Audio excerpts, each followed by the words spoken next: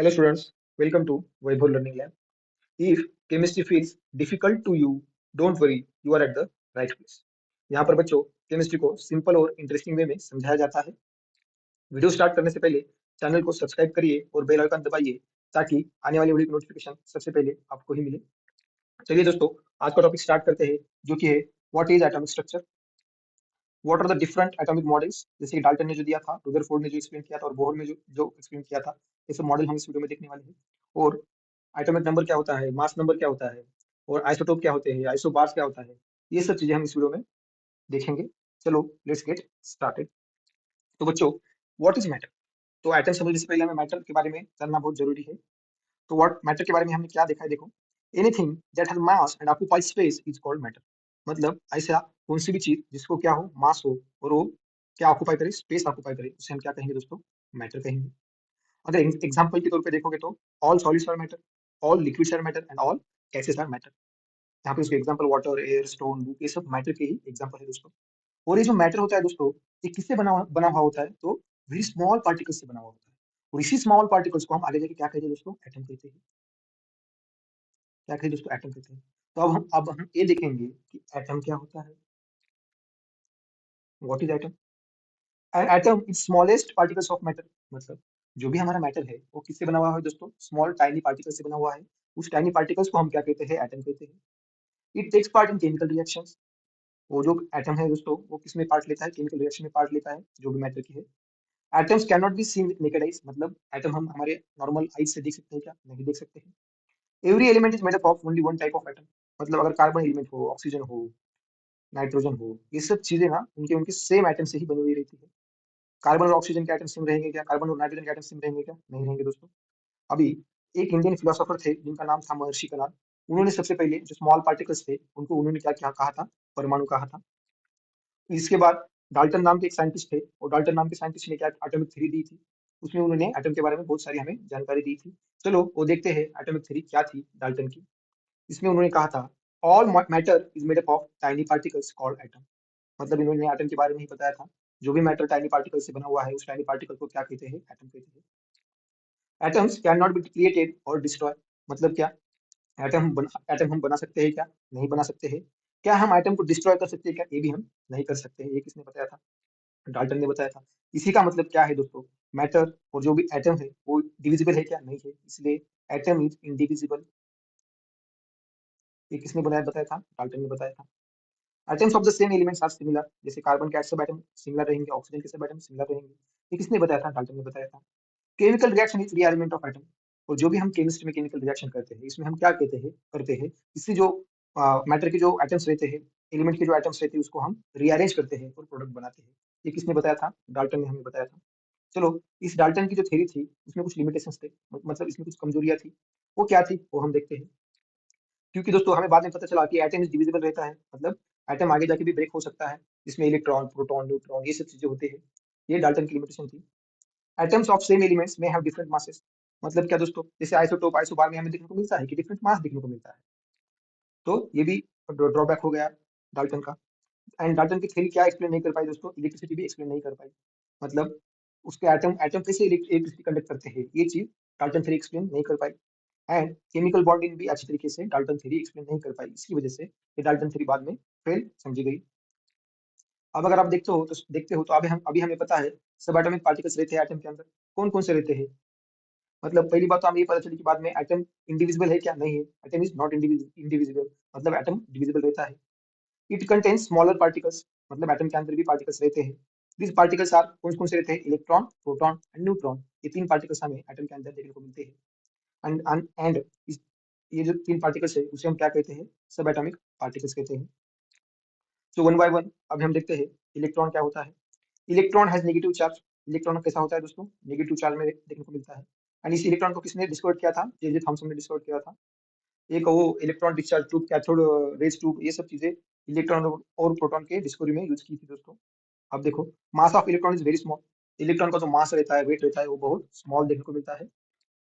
Electron moves around the nucleus. और हमें ये भी पता है कि इलेक्ट्रॉन क्या, ये अगर न्यूक्लियस है तो इलेक्ट्रॉन इसके अराउंड में क्या करेगा? रिवॉल्व करेगा, ये भी हमें पता है। Electrons decide the chemical properties. जो भी इलेक्ट्रॉन्स रहता है वो क्या करता है दोस्तों? उस एलिमेंट की उस एटम की जो भी रहता है केमिकल प्रॉपर्टी डिसाइड करता है। अभी प्रोटॉन देखो, प्रोटॉन क्या होता है? प्रोटॉन है पॉजिटिव चार्ज। जैसे इलेक्ट्रॉन में हमें नेगेटिव चार्ज दिखा था, प्रोटॉन में हमें क्या दिखता है दोस्तों? पॉजिटिव चार्ज दिखता है। और किसने डिस्कवर किया था? अर्न्स्ट रुदरफोर्ड ने प्रोटॉन का डिस्कवरी किया था। Mass of proton is 1 AMU। ये हमें पता है। प्रोटॉन का जो मास रहता है वो कैसे कितना रहता है? 1 AMU हमें देखने को मिलता है। AMU यूनिट होता है। Proton are present in the nucleus. Proton कहाँ पे रहता है दोस्तों? न्यूक्लियस में रहता है। And number of protons decide the elements, मतलब जितने नंबर्स है प्रोटॉन के उसके बेसिस पे ही हमें एलिमेंट्स कौन सा है पता चलता है, क्योंकि नंबर ऑफ प्रोटॉन्स ही हम प्रोटॉन को ही हम क्या कहते हैं? एटॉमिक नंबर कहते हैं। तो यहाँ पे कैसा होता है दोस्तों? सेंटर में न्यूक्लियस होता है एटॉमिक स्ट्रक्चर के, उसके अराउंड सेल होते हैं। इस सेल के अंदर इलेक्ट्रॉन क्या रिवॉल्व करते हुए रहते हैं। न्यूक्लियस में क्या रहता है दोस्तों? न्यूक्लियस में प्रोटॉन रहता है और न्यूट्रॉन हमें देखने को मिलता है। अभी देखो, जब इलेक्ट्रॉन और प्रोटॉन की डिस्कवरी हुई थी, उसके बाद जे थॉमसन नाम के एक साइंटिस्ट थे, उन्होंने क्या किया था? उन्होंने एक मॉडल प्रपोज किया था एटम का, मतलब एटम स्ट्रक्चर कैसा होता है, तो उन्होंने प्रपोज किया था। उस प्रपोज मॉडल को ही हम कहते हैं प्लम पुडिंग मॉडल, जो कि जे थॉमसन ने प्रपोज किया था। उनके मुताबिक उन्होंने क्या किया था? Electrons embedded in positive soap, मतलब ये जो एटॉमिक स्ट्रक्चर है दोस्तों वो कैसा दिखता है? उन्होंने कहा था जैसे प्लम पुडिंग की तरह, मतलब ये जो सब राइस ड्राई फ्रूट्स की तरह, उसमें उसके अंदर नेगेटिव चार्ज रहता है, और पूरा जो जैसे खीर रहती है दोस्तों, खीर का बॉल, उसी तरीके से उन्होंने ये एटम का स्ट्रक्चर बताया था, जिसमें नेगेटिवली चार्ज जैसे राइसिन रहता है, उसकी वजह से वैसे नेगेटिव चार्ज रहता है, और पॉजिटिव चार्ज रहता है पूरे खीर की तरह सस्पेंडेड रहता है, ऐसा उन्होंने कहा था। और ये मॉडल बाद में न्यूट्रॉन की डिस्कवरी के बाद फेल ठहराया गया दोस्तों। आगे देखिए, न्यूट्रॉन की discovered by James Chadwick. Chadwick ने न्यूट्रॉन की डिस्कवरी की थी दोस्तों। उन्होंने ने बोला था neutron has no charge. Neutron को पास चार्ज होता है क्या? नहीं होता है। Mass of neutron is almost same as proton, मतलब प्रोटॉन का जितना वेट है उतना ही हमें वेट न्यूट्रॉन का देखने को मिलता है। And neutrons are present in nucleus, मतलब न्यूक्लियस के अंदर अब हमें दोनों चीजें देखने को मिलेगी। कौन सी? पहला प्रोटॉन दिखेगा और दूसरा न्यूट्रॉन भी हमें न्यूक्लियस के अंदर ही दिखेगा, और इलेक्ट्रॉन जो है इलेक्ट्रॉन रिवॉल्व करते हुए दिखेगा। Neutron increases the mass of atom. सही है दोस्तों, क्योंकि इलेक्ट्रॉन का तो वेट निग्लिजिबल रहता है, मगर न्यूट्रॉन और प्रोटॉन का वेट सेम रहता है। इसका मतलब न्यूट्रॉन के वेट की वजह से मास ऑफ एटम भी इंक्रीज हो सकता है, वेरी ऑब्वियस है। And neutrons are present in nucleus. उसको इलेक्ट्रिक चार्ज रहता है क्या? नहीं रहता है, और एटॉमिक मास न्यूट्रॉन इंक्रीज करने के लिए हेल्प करता है। चलो दोस्तों आगे देखते हैं। अभी देखो दोस्तों, अभी हमें थोड़ा थोड़ा एटम स्ट्रक्चर ऑफ एटम के बारे में इंफॉर्मेशन मिल गई है अभी तक। क्या क्या क्या मिली है? Atom has central nucleus. Atom जो रहता है उसके सेंटर में न्यूक्लियस रहता है, इसलिए हमने यहाँ पे एन से डिनोट किया है न्यूक्लियस को। Nucleus contains proton and neutron. इस न्यूक्लियस के अंदर हमें दोनों चीजें देखने को मिलेगी, एक प्रोटॉन और दूसरी क्या दोस्तों? Neutron. Electrons revolve around the nucleus, और इलेक्ट्रॉन्स उसके अराउंड में रिवॉल्व करते हैं, ये भी हमें पता है। Most part of atom is empty space, मतलब क्या दोस्तों? क्योंकि इलेक्ट्रॉन का वेट ही नहीं होता है ना दोस्तों, जो भी न्यूक्लियस सेंटर में प्रेजेंट होता है उसकी वजह से क्या वेट पता चलता है। न्यूक्लियस में क्या होता है दोस्तों? प्रोटॉन और न्यूट्रॉन होता है, इन दोनों का वेट एक समान ही हमें देखने को मिलता है, इसीलिए मोस्ट ऑफ द पार्ट हमें एम्प्टी ही देखने को मिलता है। अभी न्यूक्लियस के बारे में देखो। Nucleus is centre of atom, मतलब सेंटर में हमें न्यूक्लियस देखने को मिलेगा। It is very small but very heavy. Very heavy क्यों है दोस्तों? क्योंकि प्रोटॉन और न्यूट्रॉन है उसके अंदर, इसकी वजह से क्यों हेवी है? Due to presence of proton and neutron. It has positive charge. Neutron के पास चार्ज ही नहीं है, मगर प्रोटॉन के पास पॉजिटिव चार्ज है, इसलिए हमें न्यूक्लियस का चार्ज कौन सा देखने को मिलता है? पॉजिटिव चार्ज देखने को मिलता है। Almost entire mass of atom is nucleus. सही है दोस्तों, क्योंकि इलेक्ट्रॉन तो अराउंड न्यूक्लियस रिवॉल्व करेंगे, मगर इलेक्ट्रॉन का वेट इतना ज्यादा होता ही नहीं है ना, निग्लिजिबल होता है, इसकी वजह से उसका सारा जो वेट है कहाँ से आता है? न्यूक्लियस के पास से आता है। तो ये न्यूक्लियस के बारे में इंफॉर्मेशन होगी। तो उसके बाद बहुत सारे साइंटिस्ट ने स्टडी किया एटॉमिक स्ट्रक्चर के बारे में। उसमें से एक थे रुदरफोर्ड, उन्होंने एटॉमिक मॉडल प्रपोज किया था। तो अभी हम देखेंगे रुदरफोर्ड का एटॉमिक मॉडल क्या था। उन्होंने बोला था atom has very dense nucleus. मतलब डेंस मतलब क्या? बहुत सेंटर में हमें न्यूक्लियस देखने को मिलेगा, और जो कि हेवी है। और न्यूक्लियस हैज पॉजिटिव चार्ज। ये भी किन्होंने बोला था? रुदरफोर्ड ने बोला था। Electrons revolve around the nucleus, most of the atom is empty space. Same चीजें रुदरफोर्ड ने बताई थी। उन्होंने क्या बोला था? न्यूक्लियस रहेगा सेंटर में, न्यूक्लियस पे चार्ज कौन सा रहेगा? पॉजिटिव चार्ज रहेगा, और इलेक्ट्रॉन न्यूक्लियस के अराउंड में क्या करेगा दोस्तों? रिवॉल्व करेगा। ये चीजें किसने बोली थी? रुदरफोर्ड ने बोली थी। अभी जब उन्होंने ये चीजें बोली तो बहुत सारे जो दूसरे साइंटिस्ट थे उन्होंने इनके लिमिटेशंस के ऊपर स्टडी किया, और रुदरफोर्ड का मॉडल कहाँ कहाँ पे फेल हो रहा है इस पे उन्होंने टिप्पणी की। पहला नोट देखिए, Rutherford model can not explain stability of atom. Atom की स्टेबिलिटी के बारे में यहाँ पे क्या कुछ बताया है क्या? नहीं बताया है। और कुछ एक्सप्लेनेशन भी दिया है क्या? नहीं दिया है। Electron should fall into nucleus. अगर समझो यहाँ पे इलेक्ट्रॉन रिवॉल्व कर रहा है न्यूक्लियस के अराउंड, तो कुछ देर बाद उसकी एनर्जी लॉस हो जाएगा और ये धीरे धीरे धीरे धीरे न्यूक्लियस के ऊपर गिर जाएगा। ऐसे साइंटिस्ट का कहना था दूसरे। और can not explain line spectra, और उसका लाइन लाइन स्पेक्ट्रा भी एक्सप्लेन किया था क्या, नहीं किया था। तो इसी वजह से रुदरफोर्ड का एटॉमिक मॉडल बाद में एक्सेप्ट नहीं किया गया। तो उसके बाद आया बोर। बोर साइंटिस्ट थे, उन्होंने उनका एटॉमिक मॉडल एक्सप्लेन किया जो कि मतलब लगभग एक्सेप्टेड था। उन्होंने क्या कहा था देखो, electrons revolve in fix path, मतलब इलेक्ट्रॉन्स जो है वो फिक्स पाथ में रिवॉल्व करते हैं। उनके उस पाथ को हम क्या कहते हैं, सेल्स और ऑर्बिट कहते हैं। Each shell has fix energy, ये जो इलेक्ट्रिक न्यूक्लियस है दोस्तों सेंटर का, इसके अराउंड में फिक्स पाथ हमें देखने को मिल रहा है 1 2 3 4। ये सब चीजें जो है दोस्तों, ये फिक्स पाथ है, उसे हम सेल कहते हैं। तो उन सब की अलग अलग फिक्स्ड एनर्जी हमें देखने को मिलेगी। एनर्जी इज इमिटेड और अब्सॉर्ब ड्यूरिंग जंप ओनली, मतलब अगर समझो थ्री सेल से फोर्थ सेल में जाना है तभी एनर्जी एनर्जी चेंज हमें देखने को मिलेगा, नॉर्मल देखने को मिलेगा क्या, नहीं मिलेगा। इसी का मतलब क्या, जो रुदरफोर्ड का मॉडल था उन्होंने वो एनर्जी के बारे में एक्सप्लेन किया था क्या, नहीं किया था, और वो वाला लिमिटेशन यहाँ पे कवर हो गया था। आगे देखिए, उस सेल को हम नेम दिया था, उन्होंने क्या नेम दिया था। फर्स्ट सेल को उन्होंने के कहा था, सेकंड सेल को एल, थर्ड को एम और फोर्थ को एन कहा था। K shell is nearest to the nucleus, ये जो के सेल थी वो सबसे पहली सेल थी। Energy increases from inside to outside, मतलब अंदर अंदर रहेगा तो एनर्जी कम रहेगी, और धीरे जैसे जैसे बाहर आएगा वैसे वैसे एनर्जी हमें इंक्रीज की वाली देखने को मिलेगी, किसकी, शेल की। एंड हर एक सेल में कितने इलेक्ट्रॉन्स प्रेजेंट रहेंगे, इसके लिए उन्होंने फार्मूला दिया था, उसका नाम वो है 2m स्क्वायर। ये मतलब क्या, सेल का नंबर। अगर समझो दूसरे सेल में कितना इलेक्ट्रॉन प्रेजेंट रहेंगे ये निकालना हो तो कैसे निकालेंगे दोस्तों, इस 2m स्क्वायर में रखेंगे। 2 एन का मतलब दूसरा सेल मतलब 2 स्क्वायर, उसका स्क्वायर होता है 4, और दूसरे सेल में 8 इलेक्ट्रॉन्स रहेंगे। ये किसने बताया था, बोर ने बताया था दोस्तों। अभी हम देखेंगे, ये सब चीजें थी एटॉमिक स्ट्रक्चर के बारे में। अभी हम देखेंगे एटॉमिक नंबर क्या होता है दोस्तों। Atomic number is the number of protons. Proton कहाँ पे होते हैं दोस्तों, न्यूक्लियस में होते हैं। न्यूक्लियस के अंदर हमें क्या, प्रोटॉन देखने को मिलते हैं। न्यूक्लियस के अंदर प्रोटॉन और न्यूट्रॉन दोनों होते हैं दोस्तों। मगर जो भी प्रोटॉन का नंबर होता है उसे हम क्या कहते हैं, एटॉमिक नंबर कहते हैं, जो कि जेड से रिप्रेजेंट किया जाता है। Atomic number defines the elements, मतलब इस एटॉमिक नंबर की वजह से ही कौन सा एलिमेंट है ये हमें पता चलता है। Neutral atom has equal number of proton and electrons, मतलब अगर न्यूट्रल एटम है तो हमें क्या देखने को मिलेगा, जितने प्रोटॉन के नंबर है उतने ही हमें न्यूट्रॉन के नंबर भी देखने को मिलेंगे। जैसे अगर यहाँ पे आप एग्जांपल देखोगे, हाइड्रोजन का एग्जांपल लिया है जिसमें एटॉमिक नंबर कितना 1 दिया है। इसका मतलब क्या है, हाइड्रोजन के अंदर हमें कितने प्रोटॉन देखने को मिलेंगे, एक ही प्रोटॉन देखने को मिलेंगे हाइड्रोजन के अंदर। चलो आगे देखते हैं। अब देखते हैं दोस्तों व्हाट इज मास नंबर। ये मास नंबर क्या होता है दोस्तों, mass number is the total protons and neutrons, मतलब दोस्तों न्यूक्लियस के अंदर कौन कौन रहता है, प्रोटॉन और न्यूट्रॉन रहता है।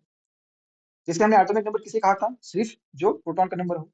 मगर हम मास नंबर में न्यूट्रॉन के नंबर को भी काउंट करेंगे, उसे हम क्या कहेंगे, मास नंबर, जो कि ए से डिनोट किया जाता है। किससे दिखाया जाता है दोस्तों, ए से दिखाया जाता है। एंड वो कहाँ पे लिखा जाता है दोस्तों, एलिमेंट के टॉप साइड पे उसको लिखा जाता है। जैसे अगर आप कार्बन का एग्जांपल लो तो कार्बन के ऊपर क्या 12 है और नीचे 6 है। इसका मतलब क्या है दोस्तों, 12 जो है वो क्या है दोस्तों, उसका मास नंबर है, और 6 क्या है, उसका एटॉमिक नंबर है। अब देखते हैं दोस्तों आइसोटोप्स क्या होते हैं। Isotopes are atoms of same elements. Isotope किसमें, सेम एलिमेंट्स में हमें आइसोटोप देखने को मिलते हैं। They have same atomic number but they have different mass number, मतलब दोस्तों एटॉमिक नंबर सेम है, मतलब उनका जेड का नंबर क्या है दोस्तों, सेम है, बट डिफरेंट क्या है, मास नंबर क्या हमें डिफरेंट देखने को मिलेगा। इसका एग्जांपल देखो दोस्तों, हाइड्रोजन के मॉलिक्यूल से इसका एग्जांपल मिलता है। जैसे कि हाइड्रोजन से प्रोट्रियम, ड्यूटेरियम एंड ट्राइटियम, ये हमें तीन उसके आइसोटोप देखने को मिलते हैं, किसके, हाइड्रोजन के। इसमें अगर आप देखोगे प्रोट्रियम में क्या है दोस्तों, H11। इसका मतलब इसका मतलब क्या है दोस्तों, इसके अंदर प्रोटॉन का नंबर कितना है दोस्तों, प्रोटॉन मतलब Z1 है। और जो न्यूट्रॉन है, न्यूट्रॉन का नंबर कितना है दोस्तों, 0 है। क्यों, क्योंकि अगर Z इक्वल टू 1 है दोस्तों, तो जो A है वो क्या दिया लिखा है हमने, प्रोटॉन प्लस न्यूट्रॉन। प्रोटॉन एक है, मतलब इसका मतलब न्यूट्रॉन कितना, 0 रहेगा। इसकी वजह से प्रोटोनियम के लिए हमें प्रोटॉन और न्यूट्रॉन का नंबर 1 0 देखने को मिलेगा। अब ड्यूटेरियम में देखिए, ड्यूटेरियम में क्या दोस्तों, प्रोटॉन 1 है और न्यूट्रॉन कितना देखने को मिलेगा, न्यूट्रॉन हमें कितना देखने को मिलेगा, न्यूट्रॉन हमें 1 देखने को मिलेगा। फिर हमें उसका मास नंबर 2 आ जाएगा, यहाँ पे दिखा है। अगर आप देखोगे ट्राइटियम में जेड कितना है दोस्तों, 1, मतलब प्रोटॉन का नंबर कितना, 1 है, और न्यूट्रॉन का नंबर कितना देखने को मिलेगा, 2। 2 और 3 मिला के हमें उसका मास नंबर देखने को मिलेगा। इसे हम आइसोटोप्स कहते हैं, जिसमें सब में अगर आप देखोगे तो एटॉमिक नंबर आपको सेम ही देखने को मिलेगा, मगर उसका मास नंबर डिफरेंट देखने को मिलेगा। किसकी वजह से? न्यूट्रॉन के नंबर की वजह से। आगे देखिए आइसोबार्स क्या होते हैं। Isobars are atoms of different elements, मतलब ये डिफरेंट एलिमेंट्स के बीच में हमें आइसोबार्स देखने को मिलते हैं। इसमें क्या होता है? दे हैव सेम मास नंबर, मतलब उनका प्रोटॉन प्लस न्यूट्रॉन का नंबर सेम होता है, मगर डिफरेंट एटॉमिक नंबर, मतलब और उसमें जेड उससे डिफरेंट देखने को मिलेगा। और उनके केमिकल प्रॉपर्टीज भी सेम देखने को मिलेंगी। जैसे अगर आप देखोगे कैल्शियम 40 एंड आर्गन 40, इसमें अगर आप देखोगे कैल्शियम का एटॉमिक नंबर क्या है दोस्तों? एटॉमिक नंबर 20 है, और आर्गन का कितना मिलेगा? 80। इसका एटॉमिक नंबर डिफरेंट है। अगर आप देखोगे कैल्शियम का 20 एटॉमिक नंबर है, 20 प्लस उसके अंदर न्यूट्रॉन कितना है दोस्तों? 20। इसका मास नंबर कितना हो गया? मास नंबर 40 हो गया। अब अगर आप आर्गन के बारे में देखोगे तो यहाँ पे आपको क्या देखने को मिलेगा? उसका एटॉमिक नंबर है 80, सही है दोस्तों, मगर उसके अंदर प्रोटॉन का नंबर ज्यादा दिखेगा। कितना दिखेगा? 22। अब इसका मास नंबर क्या हो जाएगा दोस्तों? 40। ये किसका एग्जाम्पल है दोस्तों? आइसोबार्स का एग्जाम्पल है। इसकी वजह से यहाँ पे अगर आप देखोगे तो ये आपको डिफरेंट एटॉमिक नंबर दिख रहा है दोस्तों, डिफरेंट एटॉमिक नंबर दिख रहा है, मगर मास नंबर इवेंचुअली उनका दोनों का कितना है? 40-40 हमें देखने को मिलेगा। ये किसका एग्जाम्पल है दोस्तों? आइसोबार्स का एग्जाम्पल है। आगे देखिए आइसोटोन्स क्या होते हैं। Isotones have same number of neutrons, इनके अंदर न्यूट्रॉन का नंबर सेम रहेगा दोस्तों, मतलब न्यूट्रॉन का नंबर सेम।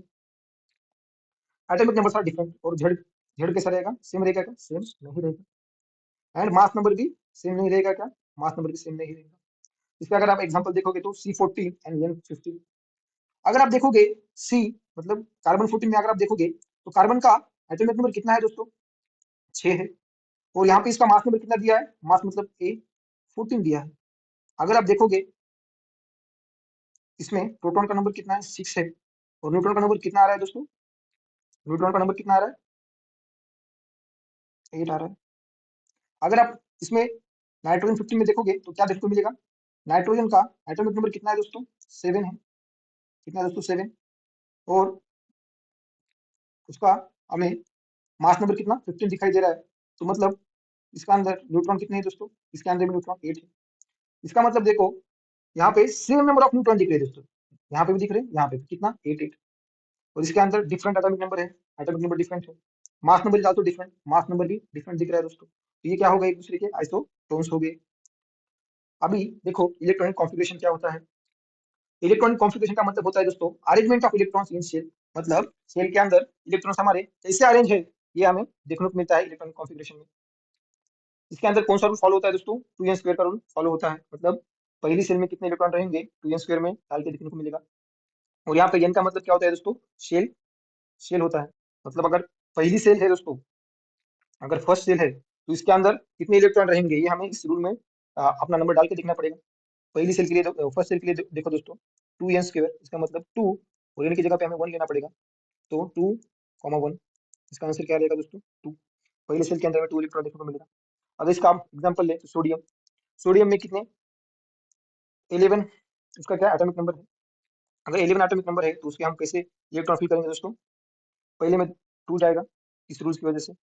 दूसरे सेल में के लिए फिर से निकालो दोस्तों 2n², मतलब 2 2 square, 2 equal to, sorry 2 into 4 8 आ जाएगा, मतलब दूसरे सेल में हमें 8 देखने को मिलेगा। और अब बचा कितना? 11 में से 1 बचा, इसलिए आखिरी थर्ड सेल में हमें 1, हम 1 डालेंगे। तो अगर आप यहाँ पे देख रहे हो तो सोडियम के आखिरी सेल में हमें कितने इलेक्ट्रॉन प्रेजेंट दिख रहे हैं दोस्तों? ओनली 1 इलेक्ट्रॉन प्रेजेंट दिख रहा है। इसे हम क्या कहते हैं? वैलेंस इलेक्ट्रॉन कहते हैं। Electron in outermost shell, मतलब सोडियम की अगर यहाँ पे आप देखो एग्जांपल के तौर पे आउटर मोस्ट शेल में कितने इलेक्ट्रॉन प्रेजेंट है?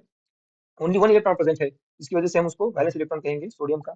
दे take part in chemical reactions, and ये जो एक इलेक्ट्रॉन है वही केमिकल रिएक्शन में पार्ट लेगा। And they decide the valency of elements, मतलब अगर एक है तो अगर ये एक इलेक्ट्रॉन लूज कर देगा तो सोडियम क्या ऑक्टेट कंप्लीट करेगा और उसकी वैलेंसी पता चल जाएगी हमें।